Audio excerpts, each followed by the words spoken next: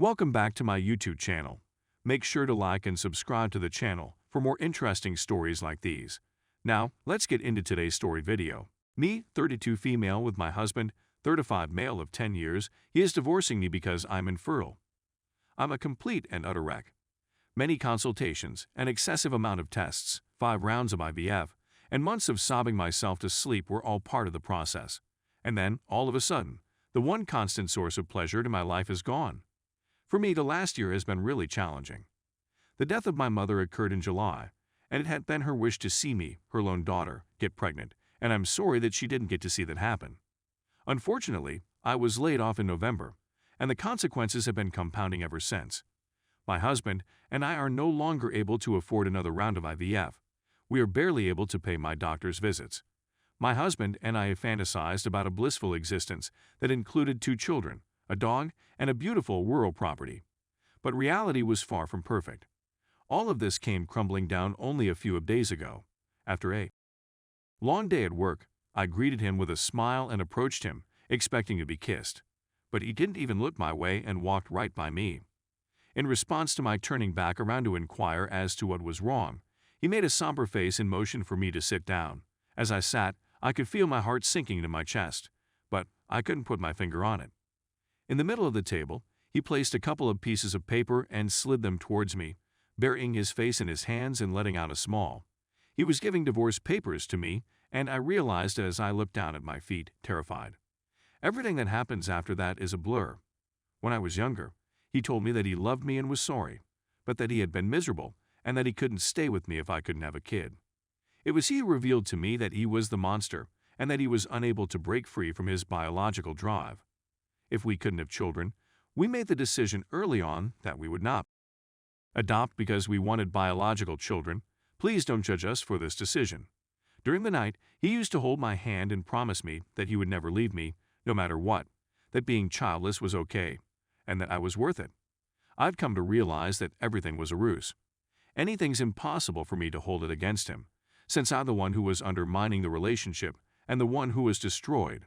The day before, his sister and best friend came over to help him pack his possessions, and I couldn't stop crying the whole time. He's moved into an apartment on the other side of town and has agreed to pay the mortgage on our home for the next 4 months at least, until I can find another work and we can sell our property. I'm in a state of shock. Since the night he left, I haven't gotten out of bed. I'm not sure why. I haven't had anything to eat in a long time. I have the impression that I have already passed away. What should I do on Reddit, exactly? I haven't had the courage to tell any of my friends or family members about my infertility yet, since I'm already embarrassed about being infertile in front of them. What was he thinking when he did this to me? My existence has come to an end. Update. First and foremost, I'd want to get a few things off my chest about the messages I've received in regards to my current situation. Thank you so much to everyone who has helped me and has been kind and sympathetic during this process. I really appreciate it. I got a number of encouraging messages and random acts of kindness. After stating my position, I got a torrent of private messages from folks telling me that I deserved everything that had happened to me because I refused to adopt, that I deserved a life of loneliness, and that I should dedicate myself to the adoption process. That was horrific and made me want to commit suicide. For the record, I do not consider myself to be a nasty person just because I do not want to adopt a child.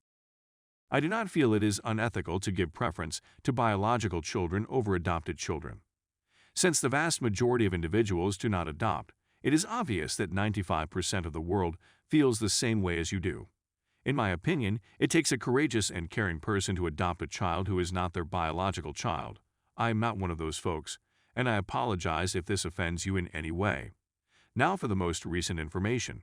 After publishing my essay, I met with a lawyer who agreed to take me on as a client the next day. On Thursday, I met with my attorney to discuss my expectations for the divorce process going forward. On Friday, I also had an appointment with a psychotherapist.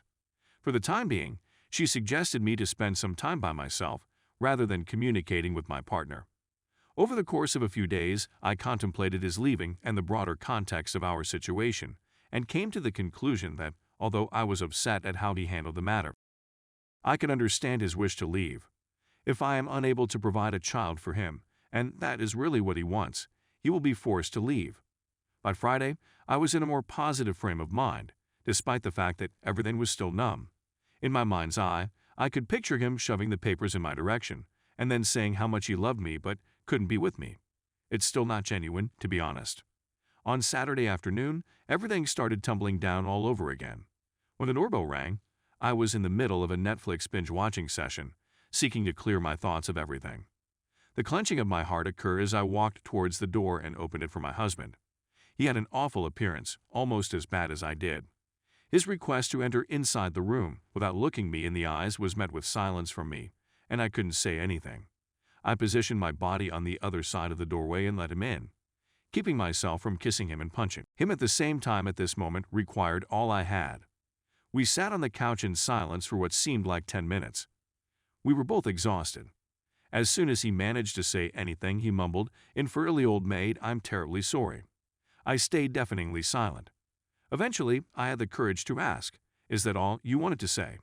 After another 2 minutes of silence, the way he shook his head and began crying caused me to shed a tear as well. He groaned and buried his face in his hands for the second time. He admitted to me that he had been feeling bad about missing out on being a father. I told him that I understood and that I didn't blame him for having children, but he cut me off in the middle of my statement. Upon further inquiry, he told me that was not the case. He admitted to me that he'd been seeing a young girl at work for the past 6 months and that he couldn't continue to deceive me anymore. They had a strong emotional and physical bond, and she had been pleading with him to leave me for months at this point. He said that his anxieties about his lack of a family led him to assume that he needed to change and that marrying her was a grave error on his part. My body couldn't take it any longer at this point. I told him he needed to leave my house immediately. The way he looked at me made me think he was a scared dog, and he panickedly told me he wanted another chance, that he'd just broken up with his colleague, and that he was willing to postpone having children in order to be with me. I didn't know what to do, so I started yelling at him, telling him to go and that I was over with him. He just burst into tears and begged me to take a deep breath and relax. Because it was clear that he was not going to leave, I went ahead and did it. I snatched my keys from my pocket and ran out the door. I drove out of town for 30 minutes before pulling over on the side of a desolate road and sobbing for an hour and a half. The next morning, when I returned to town, I checked my phone and saw that my husband had called and texted me more than 20 times with messages like, "I'm so sorry, she's nothing," and other such platitudes like, "I'm sorry, she's nothing, blah blah blah." I didn't delete any of these messages since I was aware that they were critical for my lawyer to be able to see them. When I returned to my place of living, he was no longer in attendance. He hadn't stolen anything or caused any damage, so I was relieved to see everything in the same condition as when I first entered. I regained my composure and sense of reality and dialed my lawyer's phone, leaving him a detailed voicemail about the events of the previous hour. My lawyer phoned me back today and told me to report to the office first thing in the morning on Tuesday, since sending me a text message on Sunday in which he said, "I'll get back to you. My husband has not tried to contact me, infertile old maid. You have my heartfelt admiration. I made a mistake, and I sincerely apologize for any inconvenience this has caused you. I'll be available for you whenever you want my assistance. My thoughts are whirling about in my head once again, and I feel as if I'm about to die.